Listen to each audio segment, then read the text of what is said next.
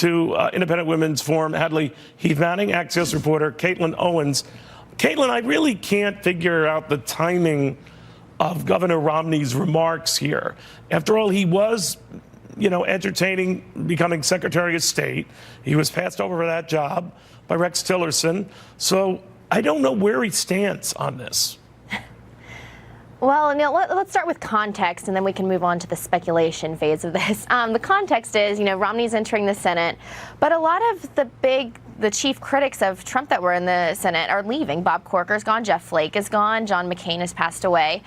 So it seems that, the conversation is, at least contextually, this sets him up for the role of Trump's chief critic in the Senate, who will speak out against what makes a lot of Republicans uncomfortable privately, but they won't say in public. On the other hand, this is, of course, fueling the speculation that maybe Romney wants to primary Trump, et cetera, although, of course, we don't have any evidence of that. Well, I can't figure it out, but I do wonder, Hadley, what the fallout will be within the Republican Party. I mean, there were always those in the so-called Republican Party establishment who've been leery of Donald Trump. Maybe this is just a reflection of that. What do you think?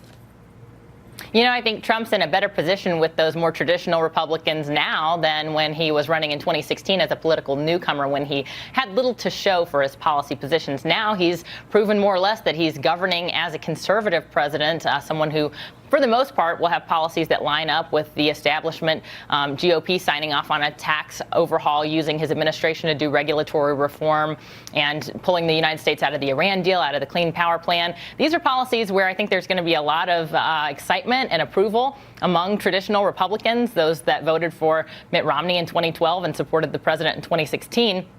They supported President Trump then with a lot of skepticism, but those Republicans now, I think, headed into 2020, will have more reason to feel more confident in Trump's policies. On the other hand, I know that a lot of Republicans, as you said, maybe privately have concerns about the president's character or his style, his tweeting, for example. And I think it's fair enough for the Senator-elect Romney to be criticizing that aspect of President Trump. I just hope that they can see past those differences and work together on policies where it fits. Caitlin, this is not the first example where the president has sort of, been ticked off at someone who suddenly out of the blue criticizes him. It's not unprecedented in Mitt Romney's case, but obviously in the case of Defense Secretary Jim Mattis, who was going to stay till February, the president more or less said after some harsh comments, no, you're out of here now.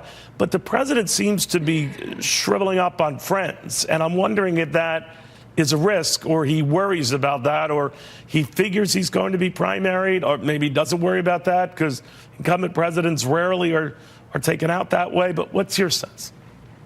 So I think this is a two-answer question where the president is not afraid to hit back at his critics, and he does so almost, predictably, right? Where it's kind of, if someone criticizes him publicly, we wait for the response, whether it's on Twitter or at the next press conference.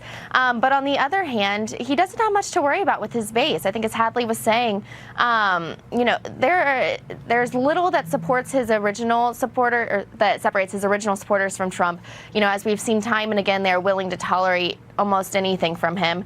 And his conservative policy wins, or this administration's conservative policy wins, they have made other Republicans more loyal to the president as well. So as far as, whether he's alone and isolated and that puts him in a vulnerable political position in terms of a primary, it seems extremely unlikely that any Republican will be able to successfully primary the president. But could he be injured in that kind of a setup? But, Adley, history is replete with those who were primaried. Jimmy Carter with Edward Kennedy, Gerald Ford with Ronald Reagan, and they didn't survive the general election. I think, as with everything Trump, this could split two ways. Any kind of criticism from within the Republican Party maybe hurts the president with some voters, and maybe for independent or swing voters, they think, oh, look, this party's got their own internal divisions, which, speaking of broader context, we're going to see a lot of internal division on the left as the Democrats try to sort out which of their candidates will be the forerunner. But on the other hand, for President Trump, whenever he faces criticism, sometimes it's, it sort of makes him stronger in some way because he's able to hit back. And usually people who swing at the president end up getting hit back far worse. And then President Trump's base will rally behind him as he sort of appears to be the victim when people come on the attack for President Trump. But then he comes back on the attack on double speed. Yeah, but that base only gets you so far, right?